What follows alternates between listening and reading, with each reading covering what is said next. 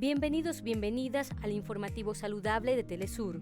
Esta semana te mostraremos la historia de un habitante de Andalucía que padeció el coronavirus y ahora enfrenta la segunda ola de este virus.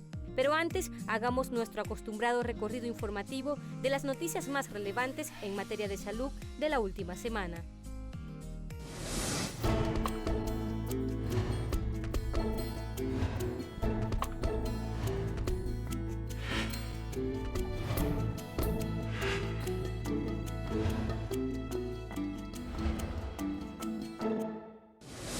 El aumento de los contagios en Reino Unido por una nueva variante del virus ha hecho saltar las alarmas en Europa. Londres y el sudeste de Inglaterra han regresado al nivel de alerta 4 por el miedo a esta cepa que es, según los expertos, un 70% más contagiosa, pero no más letal. Tenemos que conseguir controlarlo. Los casos en las áreas del nivel 4, como han visto en los gráficos que se han presentado, se han disparado en los últimos días, las últimas 2 semanas, más o menos. Así que tenemos un largo camino por recorrer para resolver esto. Esencialmente, tenemos que conseguir que la vacuna se extienda para mantener a la gente segura. Distintos países europeos han prohibido las conexiones aéreas, terrestres y marítimas con Reino Unido para evitar la propagación de esta mutación. Países Bajos, Alemania, Italia o Francia, quien cerraba además la conexión ferroviaria por el Eurotúnel. Podría ser más difícil volver. Probablemente tendré que pagar por una prueba de PCR. Por lo que sabemos, no es mortal, por lo que se va a propagar más. Tienes que seguir las reglas y eso es todo. Vivo en Londres y necesito volver allí. Mi familia está allí. España solo permitirá la llegada de viajeros desde Gran Bretaña si son españoles o residentes en España y si presentan una prueba PCR negativa. Que ha sido un poco de agobio, pues eso, ¿no? Estos anuncios de última hora de este fin de semana, cuando ya teníamos todos los planes hechos, pero bueno, ya tenía la PCR hecha el sábado por la mañana y todo, o sea que bien. La noticia positiva llega con la aprobación de la vacuna de Pfizer por parte de la Agencia Europea del Medicamento. Hoy nuestro Comité de Medicamentos Humanos recomendó una autorización de comercialización condicional para la primera vacuna de la COVID-19 en el mercado de la Unión Europea, un hito muy significativo en la lucha contra la pandemia. Si no hay ningún imprevisto, la Comisión Europea debería dar luz verde a esta vacuna en los próximos días para que Europa pueda empezar a vacunar el 27 de diciembre y así luchar contra esta segunda cepa, aunque aún se desconoce si afecta a la efectividad de las vacunas. Adriana Cardoso, Telesur, Madrid. Preocupados por la situación del coronavirus y la insistencia por llevar adelante un plan de vacunación por parte del Estado Nacional y las provincias, los ministros de Salud de la Nación, de la Ciudad de Buenos Aires y de la Provincia de Buenos Aires se reunieron de manera presencial para analizar la situación conjuntamente, pero de manera virtual, con todos los ministros de salud de todo el país. Allí se dieron detalles de por qué la preocupación en este tema. Venimos siguiendo obviamente día a día la evolución de la enfermedad y si bien auspiciosamente hemos visto un descenso muy importante en todo el país en las últimas semanas, notamos que desde hace unos días se está tendiendo a estabilizarse ese descenso. Junto con ello, la situación en América del Sur y particularmente en los países limítrofes de la Argentina, en realidad es que está ascendiendo. En cada uno de los países, Uruguay, Brasil, Paraguay, Bolivia y Chile, realmente están en una situación de ascenso, es decir, una cosa relativamente inesperada. El ministro de Salud, Ginés González García, también dio a conocer que no se llevó a un acuerdo con la empresa Pfizer por las vacunas porque ésta imponía condiciones que el país no estaba dispuesto a aceptar. En la negociación se nos pidió una ley que les diera esa inmunidad, la ley estuvo en el Congreso y después apareció en la negociación, nunca era la gente local, sino decían que era la central estadounidense la que decía que no era suficiente, entonces había que hacer una nueva ley y además que el contrato no lo firmara yo, sino lo firmara el presidente. Es decir, en rigor de verdad son condiciones poco inaceptable. Así entonces se va a encarar una nueva estrategia con relación a la COVID-19 y a la pandemia del coronavirus,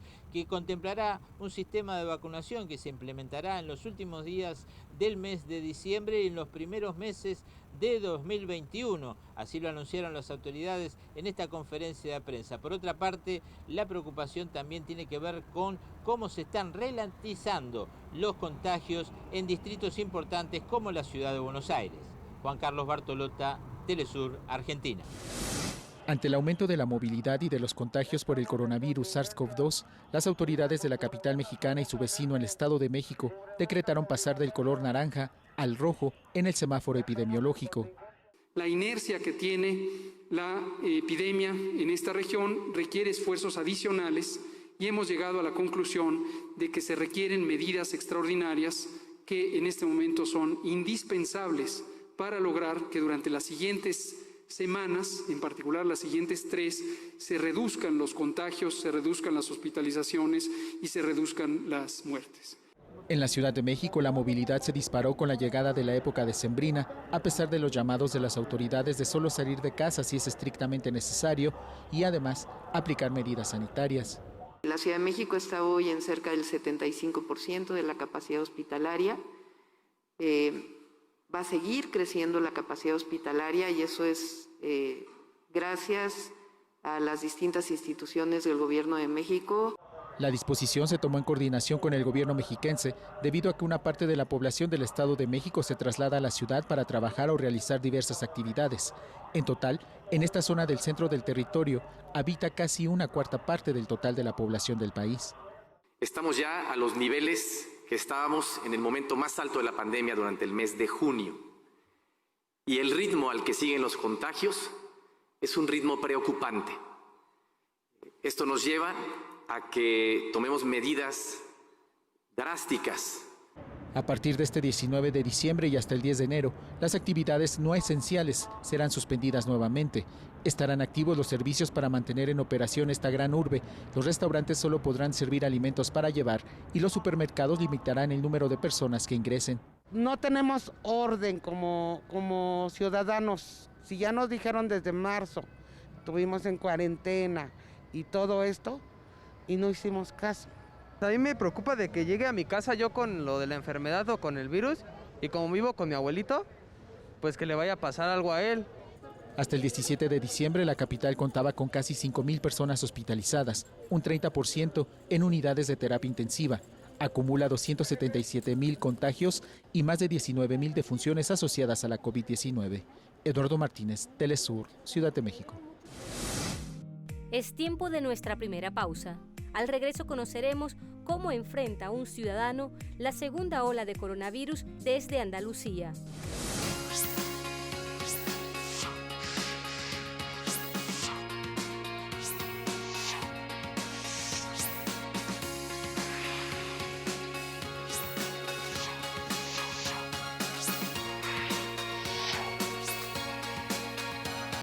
Estamos de vuelta con Guía tu Cuerpo. La primera ola de coronavirus generó grandes estragos en Europa. El rebrote actual del virus pone en alerta máxima y enciende las alarmas de la población. Ferran Fernández nos comparte su historia desde Andalucía.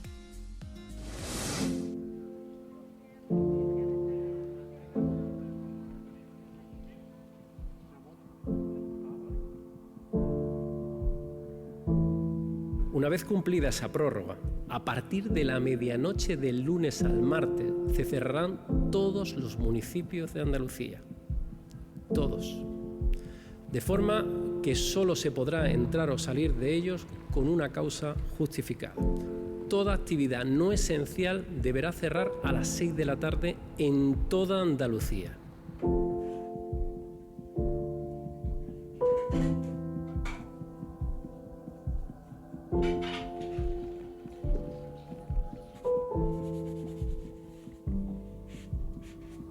Bueno, pues la primera ola, la que daba más miedo al principio, ¿no? Por la incertidumbre, por la novedad, pues la pasé bien, de mi entorno nadie se contagió, tampoco, pero en esta segunda, después del verano, bueno, recientemente, en un viaje que hice desde aquí, desde Andalucía a Cataluña, pues allí una persona que se había contagiado antes en una clínica dental, en una comida, pues me tocó a mí y me lo traje para acá.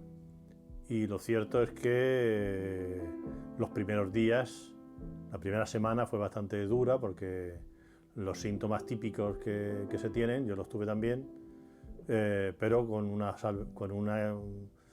un dato más jodido, que era unos dolores de cabeza terribles que no me dejaban dormir, y claro, hizo que esa primera semana fuese realmente de lo peor que he pasado en mi vida como enfermo, que afortunadamente pues gozo de bastante buena salud.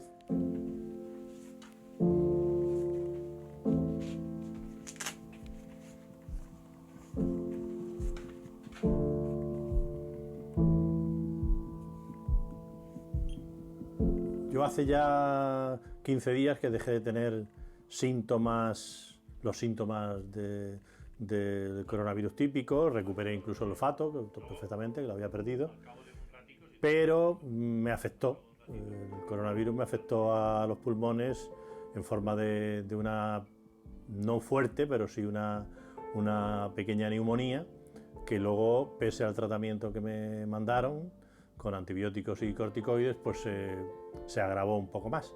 Y ahora estoy pendiente de una serie de pruebas que van en los días próximos, para más precisas, un TAC, un angioTAC, para ver, digamos, si eso ha remitido o verlo con más precisión, porque las radiografías pues no dejan de ser no tan precisas como esta prueba, ¿no? Y pueden dar lugar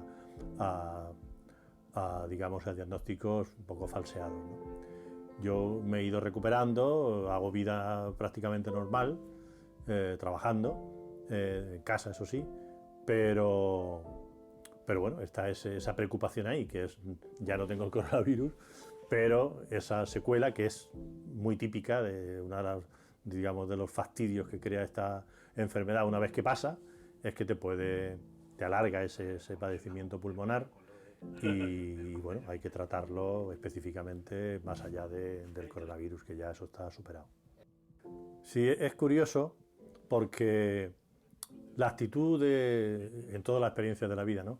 Pero en esto que llevábamos tanto tiempo ya, bueno, tanto tiempo, sí, desde marzo y un poco antes de marzo, pero desde que, por ejemplo, en España se decretó el estado de alarma, el primer estado de alarma a mediados de marzo de este año 2020, pues bueno, en la medida que estábamos bien protegidos, que por mi trabajo tampoco tenía que salir, mi trabajo en la universidad, de salir a la calle y arriesgarme mucho, pues lo llevas bastante, ves las cosas con cierta distancia, ¿no? Incluso a la hora de leer las noticias o de verlas en televisión o en la radio. Pero una vez que caes, que eres ya protagonista, ves las cosas muy diferentes, la verdad.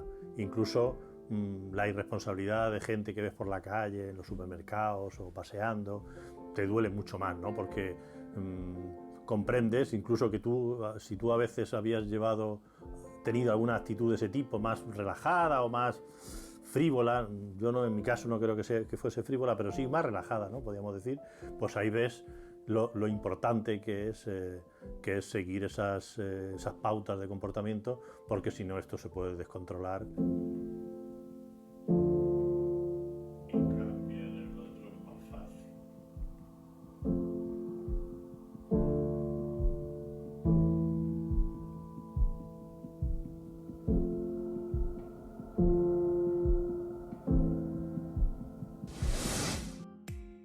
La situación actual en el mundo se complejiza no solo por la segunda ola de coronavirus, que se agudiza cada vez más en Europa.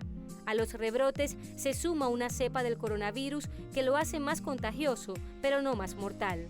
Por ello, la OMS insiste en continuar las medidas sanitarias como única forma de prevenir el contagio. Hacemos una segunda pausa, ya regresamos con nuestra nota positiva.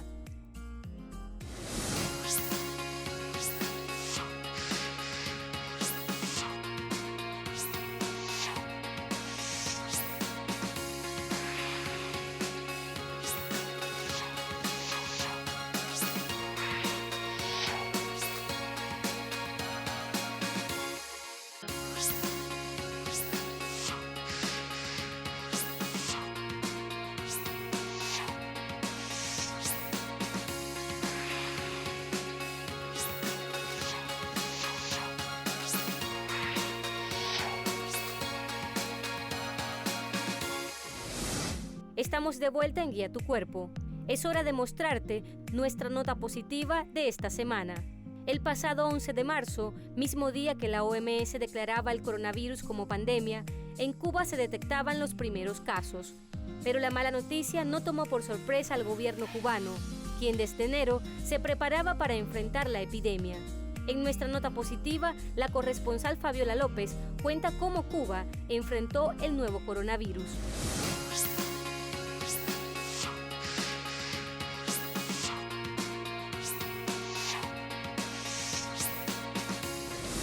A inicios de 2020, Cuba ocupaba las portadas del mundo con estas imágenes. Al crucero británico Braemar, ningún país le permitía entrar a su territorio. 5 casos de coronavirus a bordo eran la causa de su desgracia.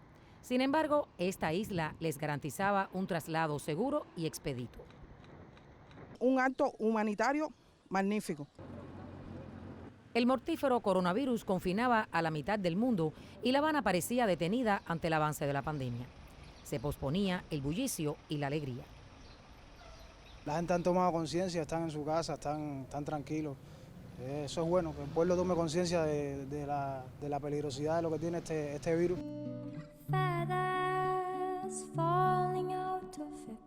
La vida le cambiaba a los cubanos. Las películas se hacían en cuarentena. ¿Dónde estará mi nasobuco? Los animados tenían por tema la pandemia. Los conciertos comenzaban a ser online o desde balcones y todos aplaudían en las noches.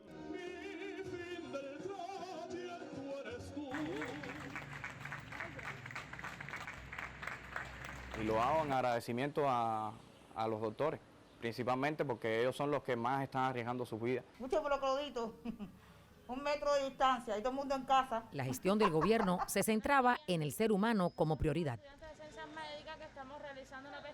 Lo mejor que han hecho, la pesquisa, y ser obediente, cumplir con todas las medidas, y confiando en Dios y en esta revolución que este virus se va a ir. La idea no era esperar a que aparecieran los casos, sino ir a buscarlos. Yo creo que Cuba, la gran fortaleza que tiene de su sistema nacional de salud, la estructura del sistema nacional de salud, la fuerza de trabajo que tiene de personal profesional en el campo de la salud pública, que son cerca de 500.000 de personas dedicadas al trabajo en salud. Un sistema público, un sistema universal, un sistema gratuito, un sistema donde accede absolutamente toda la población a través de unas redes de atención primaria de salud que tiene el médico de familia. Se implementó un sistema basado en la ciencia y la innovación.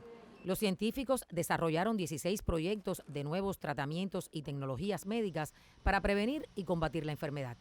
Los pacientes que transitaron hacia formas severas se limitaron a menos del 7% y la mortalidad fue 10 veces inferior a la tasa mundial.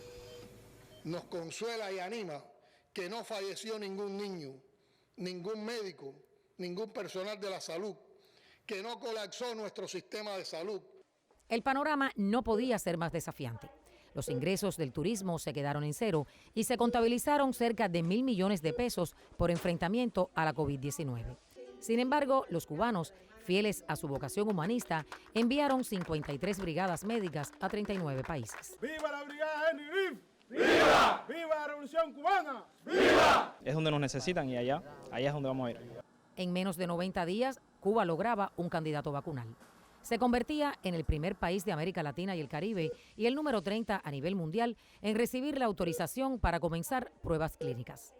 El año termina con 4 candidatos vacunales: Soberana 1, Soberana 2, Abdala y Mambisa. Nosotros tenemos un sueño y es que la población cubana sea la primera población en el mundo vacunada totalmente contra el coronavirus.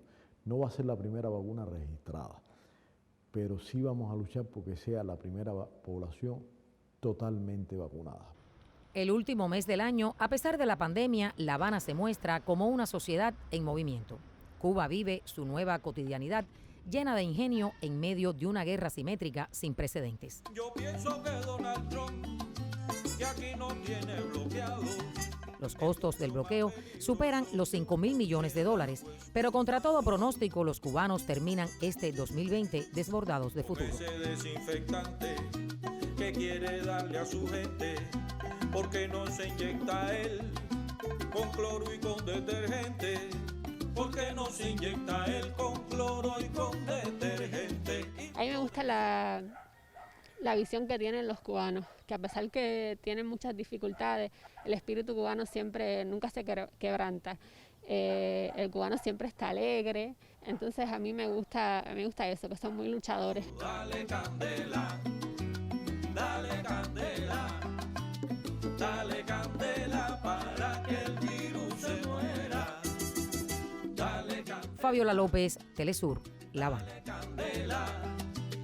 Dale candela para que el virus se muera. Con esta nota positiva llegamos al final del informativo saludable de Telesur. Nos despedimos por el día de hoy. Recuerda que puedes contactarnos a través de nuestro correo electrónico guiatucuerpo@telesurtv.net. Hasta la próxima.